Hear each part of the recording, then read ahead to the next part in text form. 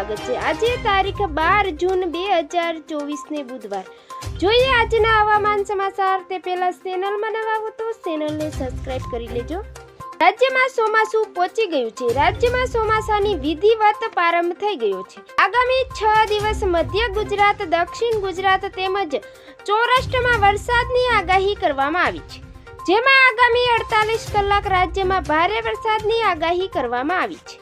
આજે બનાસકાંઠા, પાટણ, મહેસાણા, સાબરકાંઠા, ગાંધીનગર, અરવલ્લી, ખેડા તેમજ અમદાવાદ, આણંદ, પંચમહાલ, દાહોદ, મહીસાગર તેમજ વડોદરા, છોટાઉદેપુર, નર્મદા, ભરૂચ, સુરત, ડાંગ, નવસારી તેમજ વલસાડ, કચ્છ અને સૌરાષ્ટ્રના મોટાભાગના જિલ્લાઓમાં વરસાદની આગાહી કરવામાં આવી છે। રાજ્યમાં ચોમાસાની એન્ટ્રી થઈ ગઈ છે। જો કે પ્રી મોન્સૂન એક્ટિવિટીના ભાગરૂપે 100 તાલુકામાં વરસાદ વરસી ચૂક્યો છે અને દક્ષિણ ગુજરાતથી ચોમાસાની શરૂઆત થઈ ગઈ છે।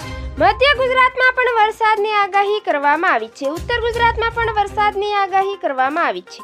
હવામાન વિભાગના જણાવ્યા પ્રમાણે ગુજરાતમાં અત્યારે અનેક જગ્યાએ વરસાદની શરૂઆત થઈ ગઈ છે।